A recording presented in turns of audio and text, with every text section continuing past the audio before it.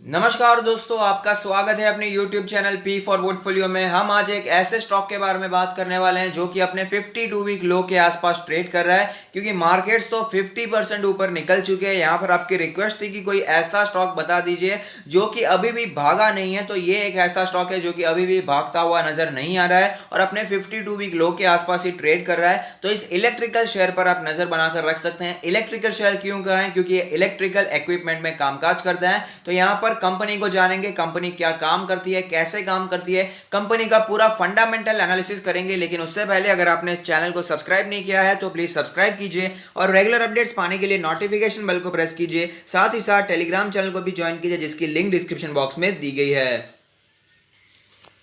तो कंपनी का नाम आपके सामने है, वी गार्ड इंडस्ट्रीज। कंपनी का नाम तो आपने जरूर सुना होगा, लेकिन नाम सुनकर सिर्फ चला नहीं जाना है, यहाँ पर बने रहना है, फंडामेंटल एनालिसिस को भी जरूर देखना है। तो यहाँ पर आप देख पाएंगे काफी ज्यादा फैला हुआ कामकाज नजर आ रहा है। आप देख पाएंगे वोल्टेज स्टेबलाइजर, साथ ही साथ inverters, solar power system and batteries, electric, solar and heat pump, water heaters, wires and cables, fans, kitchen appliances, pumps, domestic switch gears, modular switches, air coolers and others. तो यहाँ पर काफी ज्यादा यहाँ पर diversified portfolio यहाँ पर दिखाई देता है प्रोडक्ट का। तो यहाँ पर आप देख पाएंगे, अबाउट सेक्शन में जाते हैं तो V Guard offers a range of products from voltage stabiliser to digital UPS, inverter and inverter batteries, electrical water heater, solar water heater, domestic pumps, agriculture pumps, industrial motors, domestic switch gears, distribution boards, wiring cables, industrial cables, induction cooktop sorry माफ कीजिएगा, mixer grinders, fans, rice cooker, gas stove, solar power systems and air coolers. तो यहाँ पर काफी ज्यादा product portfolio इनका diversified हमें दिखाई दे रहा है। तो यहाँ पर मैं आपको एनकरेज करूंगा कि आप भी इनकी वेबसाइट को विजिट कीजिए और कंपनी को जानने की कोशिश कीजिए। तो आगे बढ़ते हुए आप देख पाएंगे वी गार्ड इंडस्ट्री एक स्मॉल कैप कंपनी है जिसका मार्केट कैप है 7,224 करोड़ के आसपास का। लास्ट ट्रेडेड प्राइस है 169 रुपीज। आप देख पाएंगे यहाँ पर रिटर्न्स के प्रोफाइल में 1 वीक के जो रिटर्न्स हमें देखने को मिल रहे हैं 1% के नेगेटिव रिटर्न्स हैं। 1 मंथ के बारे में बात करें तो 3.5% के पॉजिटिव रिटर्न्स हैं।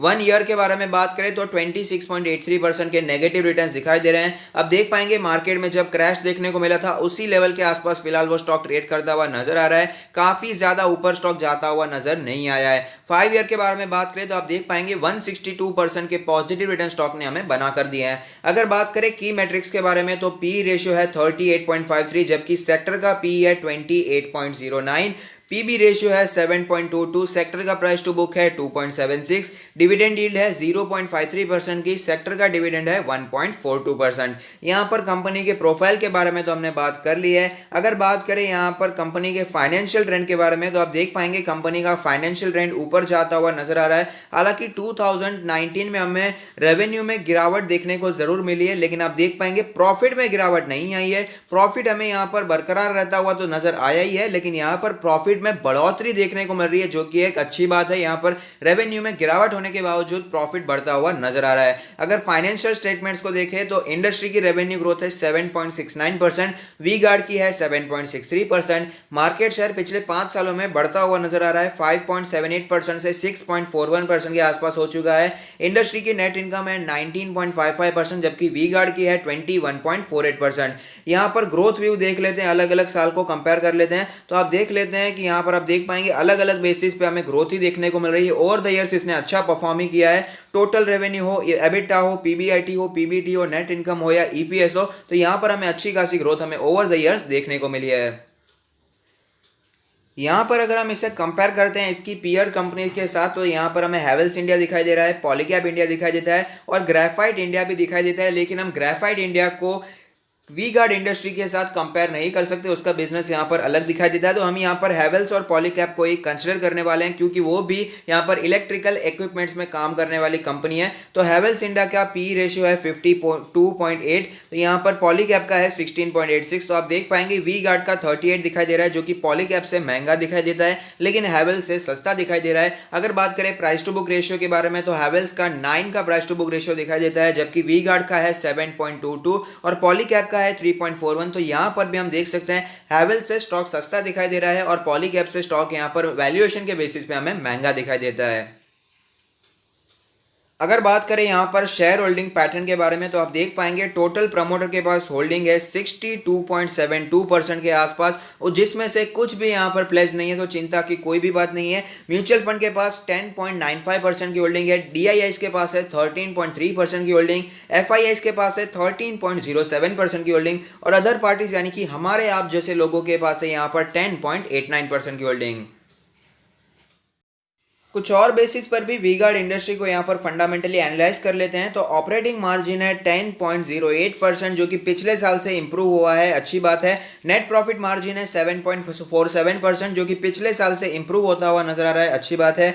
रिटर्न ऑन इक्विटी के बारे में बात करें तो 18.79 है जो कि पिछले साल से थोड़ा सा यहाँ पर इंप्रूव होता हुआ नजर आ रहा है। अगर बात करें आरओसीई के बारे में तो 24.25 है जो कि पिछले साल से थोड़ा सा इंप्रूव हुआ है। अगर बात करें रिटर्न ऑन एसेट्स के बारे में तो वहां पर हमें थोड़ा सा इंप्रूवमेंट यहां पर दिखाई दे रहा है। अगर बात करें लिक्विडिटी रेशियोज के बारे में तो करंट रेशियो है 2.59 जो कि पिछले साल से बढ़ चुका है। यहां पर क्विक रेशियो है 1.42 का जो कि पिछले साल से थोड़ा सा कम होता हुआ नजर आ रहा है। तो यहां पर लिक्विडिटी की कोई भी इश्यू यहां पर हमें दिखाई नहीं दे रही है। अगर बात करें डेट के बारे में तो डेट टू इक्विटी रेशियो है 0.01 जो कि पिछले साल 0.02 था, ऑलमोस्ट डेट फ्री कंपनी थी, और यहां पर डेट को और भी रिड्यूस किया जा रहा है तो और भी अच्छी बात है। इंटरेस्ट कवरेज रेशियो है 60.98 जो कि था 125.74। ये सारे रेशियोज क्या है, टर्म्स क्या है, अगर आपको समझ में नहीं आ रहे हैं तो फंडामेंटल एनालिसिस की सीरीज जरूर देखिएगा, उसकी लिंक भी मैंने डिस्क्रिप्शन बॉक्स में दे दी है। बहुत ही सरल भाषा में मैंने समझाने की पूरी कोशिश की है। एसेट टर्नओवर रेशियो है 172.99, आप देख पाएंगे यहां पर थोड़ी सी गिरावट देखने को मिल रही है,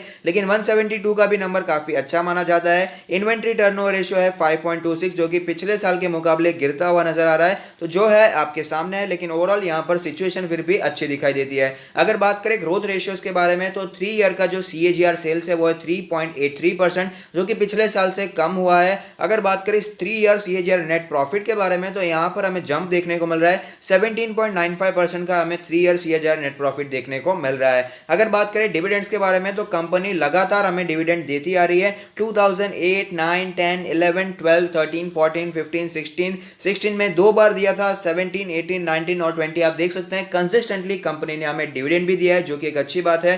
कंपनी ने बोनस भी दिया था, 2:5 का रेशियो था जनवरी 30, 2017 में, यानी कि 2017 में ही बोनस देखने को मिला था, और जो हमें स्प्लिट भी देखने को मिला था वो भी 2016 यानी कि आसपास ही देखने को मिला था, बोनस और स्प्लिट। तो यहाँ पर आप समझ सकते हैं कि इतनी ज़्यादा तेज़ी हमें यहाँ पर बनती हुई नजर आ रही होगी 2016 और 17 के समय में। ओल्ड फेस वैल्यू थी यहाँ पर 10 की, न्यू फेस वैल्यू हो गई यहाँ पर 1 रुपीज़, यानी कि फेस वैल्यू फिलहाल जो चल रही है वो है 1 रुपीज़। तो आप देख सकते हैं हम वी गार्ड इंडस्ट्रीज के ऑल टाइम चार्ट पर आ चुके हैं, जहां पर हमें पता चलता है कि 2008 के आसपास लिस्टिंग हुई थी और उसके बाद अच्छी खासी तेजी भी हमें देखने को मिली। 2018 में 250 के आसपास स्टॉक ने ऑल टाइम हाई बनाया और उसके बाद हमें गिरावट देखने को मिली, वापस स्टॉक हमें यहाँ पर ऊपर जाता हुआ नजर आया था।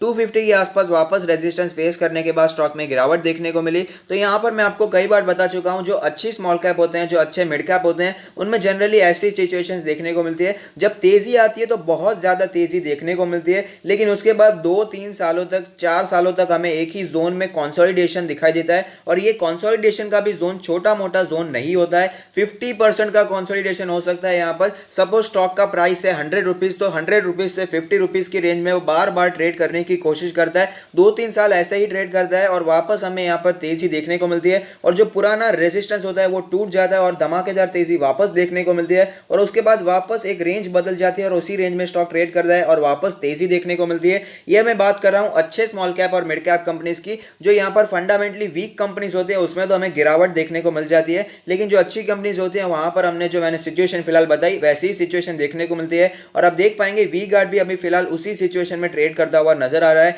2018 से हमें वहां पर एक ही जोन में स्टॉक कंसोलिडेट करता हुआ नजर आता है। 2018 से आप देख पाएंगे 2018 2020 तक पहुंच चुके हैं, 2020 भी एंड होने वाला है 4-5 महीने में। तो यहां पर आप देख पाएंगे हमें ये एक ही स्टॉक, एक ही रेंज में ये स्टॉक ट्रेड करता हुआ नजर आ रहा है। कंपनी अच्छी है, अच्छी कंपनी है, यहाँ पर आप इन्वेस्ट करने के बारे में सोच सकते हैं, लेकिन यहाँ पर मैं बता दूं कि अगर आप सोच रहे हैं कि अभी भी वैल्यू अनलॉकिंग होना बाकी है तो ऐसा बिल्कुल भी नहीं है। हमने देखा पी रेशियो और पीबी रेशियो भी देखा, जो इसकी पीयर कंपनीज है, हैवेल्स इंडिया हो गया, पॉलीकैब हो गया, तो पॉलीकैब अभी भी इससे ज्यादा सस्ता हमें दिखाई देता है। तो अगर आप सोच रहे हैं अभी भी यहाँ पर ये चीप वैल्यूएशन पे मिल रहा है तो ऐसा बिल्कुल भी नहीं है, फेयर वैल्यूएशन हम कह सकते हैं।